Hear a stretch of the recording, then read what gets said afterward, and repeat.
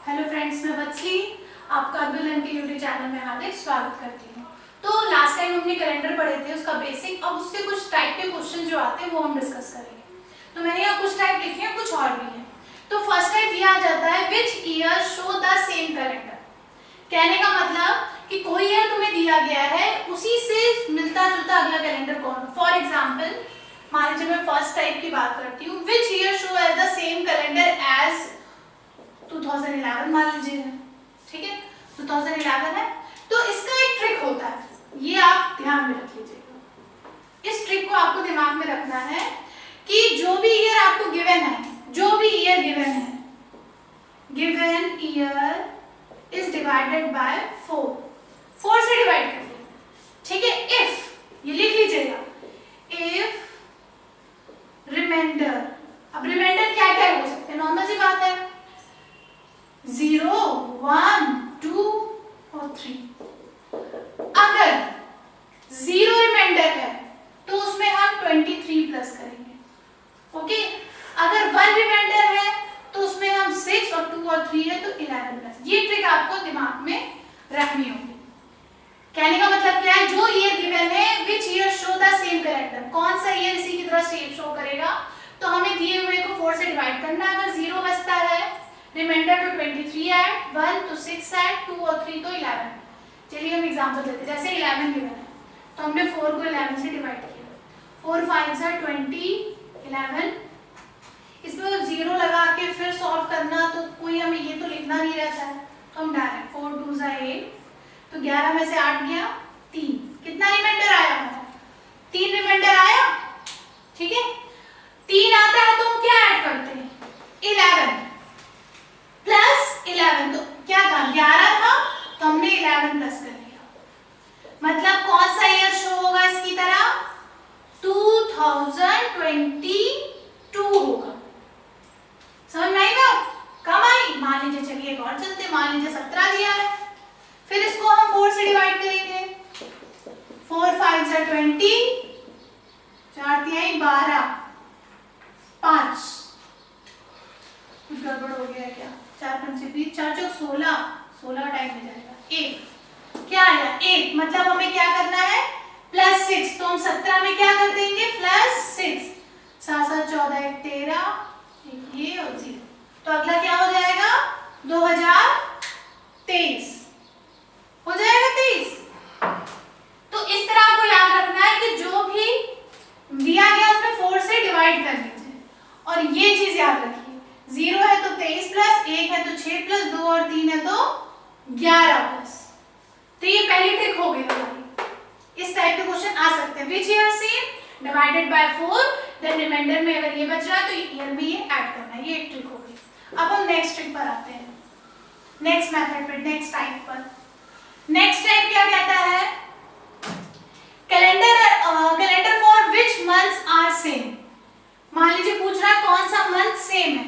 Exam में तुमने option में लिख दिया है मार्च, दिसंबर है सेम, जनवरी, अप्रैल है सेम, इस तरह तुम्हें दिया होगा ऑप्शन। तो उसमें कौन से सेम है, इस तरीके को हम इससे देखते हैं, जो मैंने लास्ट लेक्चर में पढ़ाया था, आप देख सकते हैं 1256 की हेल्प से देख सकते हैं। जिनके कोड सेम होंगे वो मंथ भी आपस में सेम होगा। देखिए जनवरी 1 है तो 1 किसका है, अक्टूबर का, मतलब जनवरी और अक्टूबर सेम होंगे, ठीक है। फेब का 4 है तो 4 मार्च का है तो फेब और मार्च सेम होंगे। अप्रैल 0 है और 0 क्या है, जुलाई है, तो अप्रैल और जुलाई सेम होगा। तो आपको 12, अगर एग्जाम में ऑप्शन दिए होंगे कि कौन सा मंथ सेम है, तो आप ऑप्शन में यही देखिएगा, जिनके कोड सेम है वो मंथ भी सेम होंगे, ओके। तो ये हमारा हो गया नेक्स्ट टाइप, ठीक है। चलिए थर्ड पर आते हैं हमारा, which will not be a leap year. अब जैसे आपको एग्जाम में ऑप्शन दे दिए गए हैं, इस तरह ऑप्शन दिए गए, अब पूछ लिया जाए कि इसमें कौन सा लीप ईयर नहीं है या लीप ईयर है, इस तरह से पूछ लिया जाए। तो मैंने आपको लास्ट लेक्चर में बताया था लीप ईयर क्या होते हैं, जो 4 से डिवाइड हो जाए, ठीक है। तो जो 4 से डिवाइड हो जाएंगे वो लीप ईयर है, और जो 4 से डिवाइड नहीं होंगे वो लीप ईयर नहीं। जैसे ये है, इसको हम 4 से डिवाइड करते हैं, 9 में से 6 गया 3, 8 32, 8 5 40, 4 एकम 4, 4 7 28 कट गया, मतलब ये लीप ईयर है। इसको डिवाइड के 4 बचे भी 1 बचेगा, तो ये लीप ईयर नहीं है। तो ये चीज मैं आपको पहले बता चुकी हूँ, एग्जाम में पूछा जाता है ईयर देके कौन लीप ईयर है, तो आप 4 से डिवाइड करके देखेंगे। ठीक है, इतनी चीज होगी, ये तो थोड़े कॉमन थे। अब जो थोड़े क्वेश्चंस पे डिस्कस करते हैं, जो मेन आते हैं, इनको आप राइट डाउन करिएगा थ्योरेटिकल टाइप के थे। अब जो मेन क्वेश्चंस आते हैं, जैसे आ जाता है क्वेश्चन आपका, ये लिखा हुआ है मान लीजिए 2 जुलाई 2011, ठीक है, फिर लिखा हुआ है 25 जुलाई 2011। इस केस में अगर आपसे पूछ ले कि इस दिन संडे है, तो इस दिन क्या होगा? अब इसमें ये तो नहीं लगेगा ना। अब इसमें ये ध्यान रखिए, अगर ये दोनों सेम है, तो हमें कुछ डे बीच में से, एग्जाम में हम लोग क्या करते, कैलकुलेट करते थे ना, आपको याद कैसे करते होगे, जुलाई से जुलाई, तो जुलाई से बीच के दिन निकालेंगे हम। लेकिन अगर ये दो सेम है तो कुछ खास नहीं करना है। 25 में से 2 गया 23, मतलब हम 7 को किससे भाग कर लेंगे? 23 से, ठीक है, 23 से भाग कर लेंगे, तो 23 से भाग करते हैं, 7 दूनी 14, 7 त्रिक 21, क्या आ गया? 2 आ गया। तो 3 हफ्ते 2 दिन, इसका मतलब ये हुआ 3 हफ्ते 2 दिन। तो हफ्ते तो सेम ही चलता है हर 7 दिन के बाद, 8वें दिन पे फिर वही फिर, तो 2 दिन प्लस करना है, तो उसमें +2 कर लीजिए, तो संडे मंडे ट्यूसडे आ गया। ट्यूसडे कि नहीं आएगा ट्यूसडे? क्लियर हुई बात मेरी आपको? तो अगर आपका ये दोनों सेम है तो आप सिर्फ इनको माइनस करिए और देख लीजिए, इसमें कोई डाउट नहीं है। अब मान लीजिए इसी में दूसरा टाइप अगर आ जाए, सेम ना हो, किसी का और एग्जांपल दे दे, मान लीजिए 28 जुलाई फिर कुछ लिखा है, 4 कुछ, फिर ये दोनों सेम लिखे होंगे, उससे मतलब नहीं है, वो दोनों सेम लिखे हैं, यहाँ संडे है, फिर इसको माइनस कर लो, क्या आ गया? 24। अब फिर 7 से डिवाइड कर लो, तो 7 त्रिक 21, और यहाँ क्या आ गया? 3, मतलब संडे में 3 दिन, मंडे ट्यूसडे वेडनेसडे हो गया। संडे में 3 दिन देखेंगे आप, मंडे ट्यूसडे वेडनेसडे। क्लियर हुई? चलिए अब चलते, मान लीजिए कुछ अलग हो जाए, इसमें से एक टाइप ये हुआ, एक अगला टाइप देखते हैं। मान लीजिए कुछ डिफर हो जाए, एग्जाम्पल से समझा जा समझ में आएगा। ये दिया गया है मान लीजिए 15 अगस्त 2011, ओके। नेक्स्ट आपको दिया गया है 4 नवंबर 2011। अब ये तो सेम है मगर ये अलग है, तो ज्यादा मेहनत नहीं करनी पड़ेगी क्योंकि ईयर सेम है। जब ईयर चेंज हो जाता है तब थोड़ा कॉम्प्लिकेशंस होते हैं, तो फिर हमें वो मेथड लगानी पड़ती है आरडी के लिए। तो इसमें कोई लफड़ा नहीं, ये सेम है, इसमें बता रहे हैं संडे है, इसमें बताना है, तो हम यही से काउंट करेंगे, एक एक चीज यही से देख के चलेंगे उसी मेथड। अगस्त 31 का होता है, 31 में से 15 गया तो 16 दिन अगस्त के आ गए। अगस्त के बाद क्या आता है? सितंबर। सितंबर कितने का होता है? 30। ये सब ट्रिक तो करते आते होंगे ना, जनवरी फरवरी मार्च अप्रैल मई जून जुलाई अगस्त सितंबर, अंदर वाला 30 ऊपर वाला 31, उसी से देख लेंगे। सितंबर। अक्टूबर, अक्टूबर 31 का। अब नवंबर में कहाँ है? 4 नवंबर, मतलब सीधे 4। अब डिवाइडेड बाय, हम डिवाइडेड किससे करते हैं? 7 से ही तो करते हैं, तो इसमें हम डायरेक्ट माइनस करके कितनी निकाल लेते थे, इसमें हमने इस तरह निकाला, इसको प्लस कर लीजिए। 6 1 7, 7 4 11, हासिल गया 1, 3 3 6 7 8, 7 एकम 7, हासिल गया 1, 7 में 14, 7 एकम 7, 11 में 7 गया, बचा 4 रिमाइंडर। 4 रिमाइंडर बचा हमारा। अब 4 बचा तो संडे में 4 काउंट कर लीजिए, मंडे ट्यूसडे वेडनेसडे थर्सडे, तो क्या हो गया? थर्सडे। आई बात समझ में? तो कुछ लफड़ा नहीं है, अगर ये सेम है तो हमें इसके बीच के सारे डे निकाल करके फिर 7 से ही डिवाइड करना है। क्लियर होगी बात? तो ये हमारा नेक्स्ट टाइप, इस तरह भी आ सकता है क्वेश्चन। एक और टाइप देखते हैं जो भी काफी पूछा जाता है, जैसे कि आपको अगर साल का पहला दिन दिया है और उसी साल का आखिरी दिन दिया है, ठीक है। In general year first and last day will same, first day and last day यही तो होता है। 1 जनवरी से शुरू होता है, 31 दिसंबर खत्म होता है, 31 दिसंबर खत्म होता है हमारा।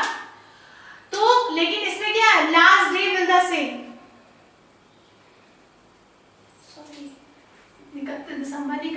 दिसंबर बोल रहे, लिख दिया जनवरी। 1 जनवरी शुरू होता है, 31 दिसंबर खत्म होता है।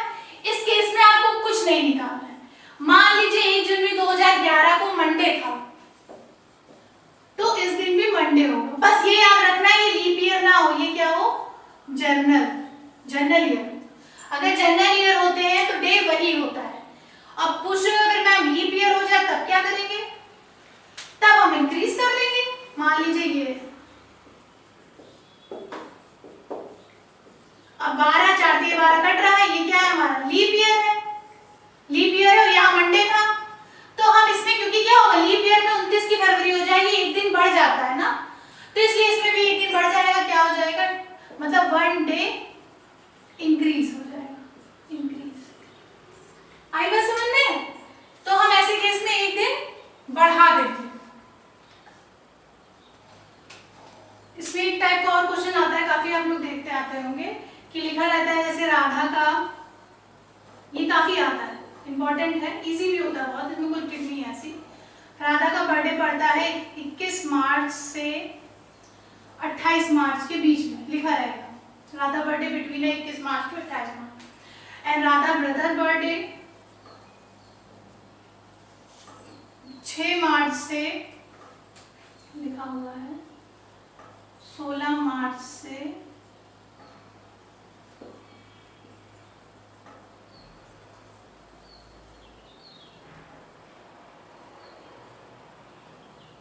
20 मार्च के बीच। ये क्वेश्चन है मान लीजिए कि उसका 21 से 28 पड़ता है, उसका 16 से उसके बीच में पड़ता है।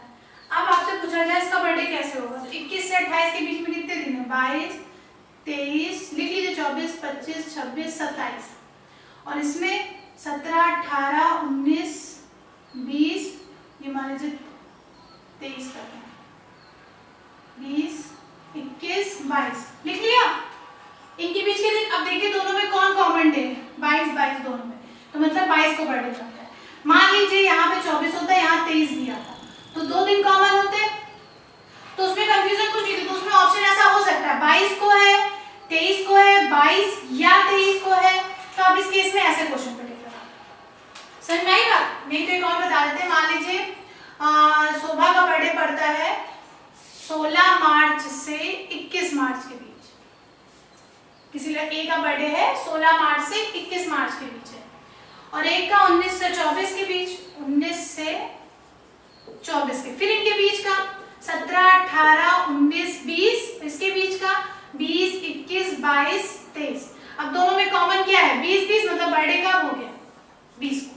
मतलब इस तरह के बर्थडे वाले क्वेश्चन अगर आएंगे तो आपको बीच की सारी डिजिट लिखनी है, जो कॉमन होगी वो आंसर होगा, तो वही आंसर हो जाता है। कभी ऐसा होता नहीं कि डबल, अगर मान लो हो जाए तो ऑप्शन में डबल जरूर होगा। ओके, तो ये सारे टाइप के हो गए। कोई कंफ्यूजन होगी या कुछ टाइप के आपको नहीं क्लियर होंगे, कुछ कैलकुलेशन में प्रॉब्लम होगी तो आप मुझे कमेंट करिए। Thank you.